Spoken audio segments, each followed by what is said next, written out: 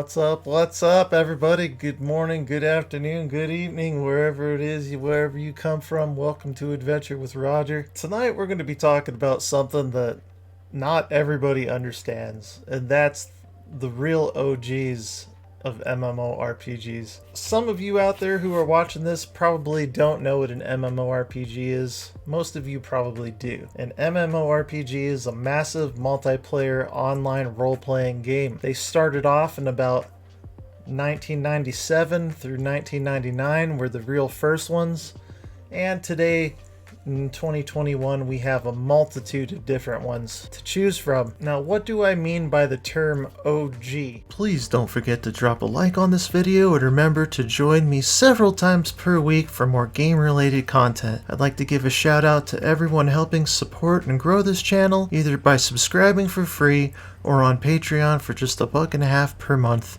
Thank you so much. Well, what I mean by OG is basically the pioneer players of MMORPGs. The ones that you started off.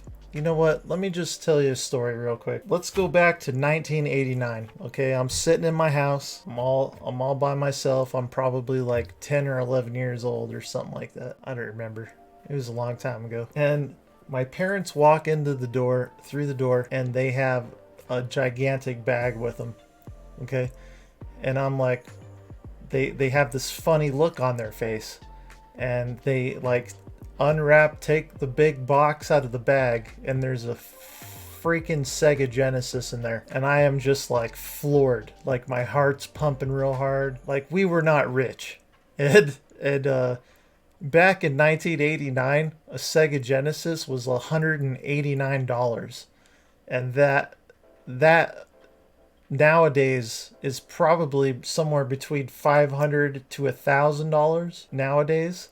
And I think it was even more scarce back in 1989, to be honest with you. Not everybody had $189 laying around. So I plug it in. I have one game, and that's Sonic the Hedgehog, because it came with Sonic. I stayed up all day, all night, and all night every night until I beat that game. And this was before we had cell phones, before we had the ability to get on a computer and engage with one another.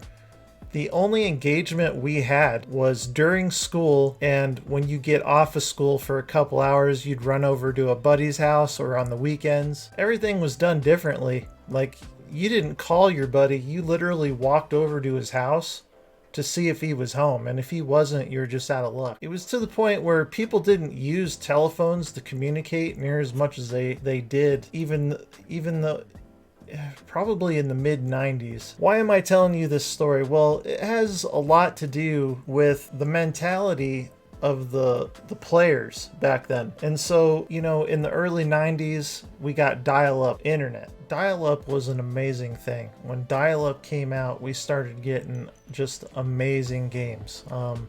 You know, we got Meridian 59, Asheron's Call, we got Tibia, Ultima Online, EverQuest. We started getting all these interesting titles that came out, and the real thing about these games that made all the players want to stop playing the console games and move over to the PC side of things was the fact that you could interact with all your buddies inside these games. It wasn't necessarily that they had to come over to your house and spend the night for like a week on end till you beat a game. You could literally be at home, you know, get online, obviously, fight in dungeons all night long with your buddies, eat what you wanted to eat at your own house and be comfortable at your own house. And then later on that week, you know, you could go over to the card shop where all your buddies were hanging out at, and you had all these stories to tell. And if you weren't a part of the grind for that particular week or that one particular night, and you missed out on something really funny that happened or whatever, like, it could have been any number of things. You missed out on a gigantic story that you needed to catch up on with your buddies. So, you know, 1 or 2 nights out of the week, you spent it over at the card shop or whatever, talking with the owner, and, you know, the owner of the card shop probably played online games too. Maybe he played EverQuest 2, Lineage 2, maybe he played World of Warcraft with you. There were so many good times and good memories that were built up over such a vast period of time in people's lives, interacting with individuals in these early MMORPGs.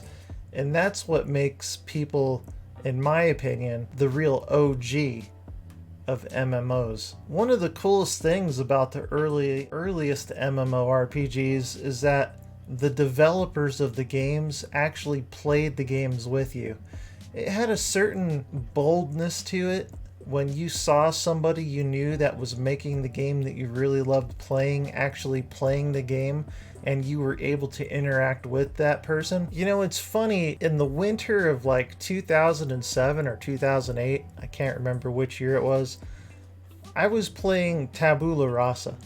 And Tabula Rasa was the sci-fi game that came out. Richard Garriott was a huge part of it. And if you don't know who Richard Garriott is, I can't get into it this particular video, but he's a game developer. He actually went into outer space during the development of Tabula Rasa, which was pretty hilarious. He had a big thing with NCSoft that happened, and they tried to out him out of the project while he was actually in space.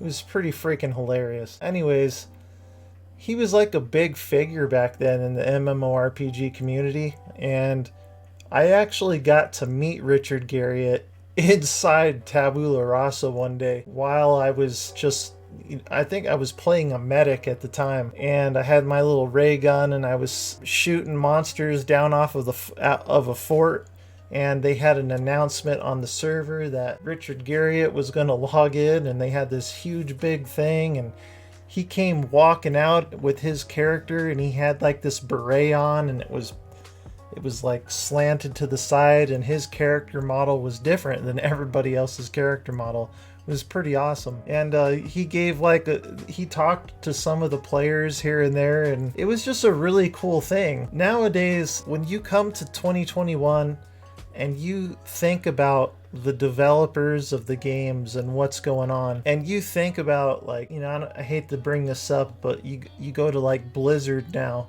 and World of Warcraft, and you think about the real OGs that actually helped develop the original World of Warcraft when it first came out, what everyone likes to call Vanilla WoW, and what everybody's trying to revisit in the new old school servers of World of Warcraft now. You could feel the camaraderie with your real life friends in that game. You could feel the camaraderie with your real life friends or people that you met on the servers in EverQuest when it came out. EverQuest 2, when it first came out, there was a real camaraderie between the player base and how they communicated with each other. We didn't have Discord back then. I remember that we had TeamSpeak, and we used a program called Vent a lot back in the 90s. And me and my buddies, we had a Vent server set up just for us, and we would talk back and forth. And those were some of the best times.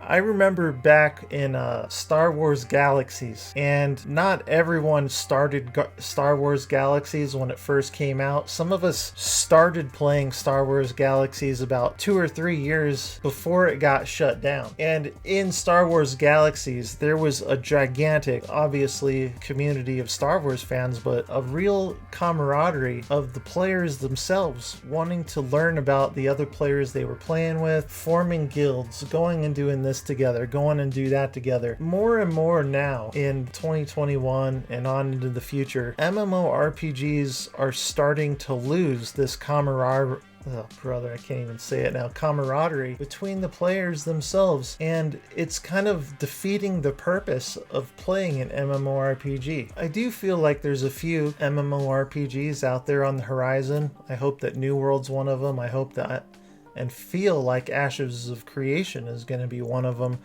that really puts player togetherness back into the game. I don't want to say forces people to communicate and want to interact with each other, but definitely to a point I want to see that happen, because the forging of relationships and the memories that you get from being able to look back at some of these things, like when you first got your first console game way back whenever that was. Mine obviously was 1989, Sega Genesis, Sonic the Hedgehog. I remember it very vividly. But for some of you, New World or Ashes of Creation is going to be your very first MMORPG. And I'd like to see all those individuals have a unique experience that they're going to remember for the rest of their life. Otherwise, what's the point? You know, there's really no point in playing a massive online role-playing game without the massive amount of people. I'll leave you with one closing thought, and that is that without these real OG players, and without them still now, today in 2021, still being alive and still wanting and being able to create new MMORPGs, I don't think the MMORPG genre would really exist with the good side of MMORPGs, not the cash shop microtransaction nightmares that we see in some of the games that we have right now that are supposed to be MMOs, but the good side of them, the interacting with other individuals, the building of relationships, the staying up all night, building memories, going to the card shop, talking with your buddies.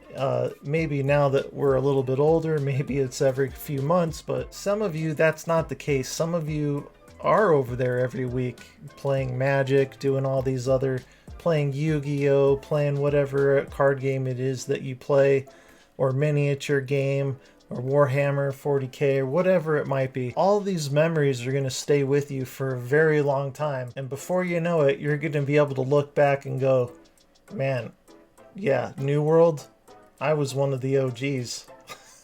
Ashes of Creation, yeah, man, I remember the year it came out. We did this and we did that and we hit it hard, man.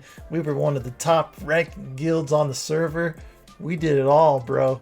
We were one of the real OGs. You'll be able to say that. Listen, guys, I really appreciate you guys listening to me ramble. Check out all the links in the description. You know, we got the Discord set up. We got the Patreon for $1.50 a month. We got the social media links. I just want you to know I really appreciate every single one of you being here. My name is Roger, and I'll see you on the next adventure. Take care of yourself, everybody.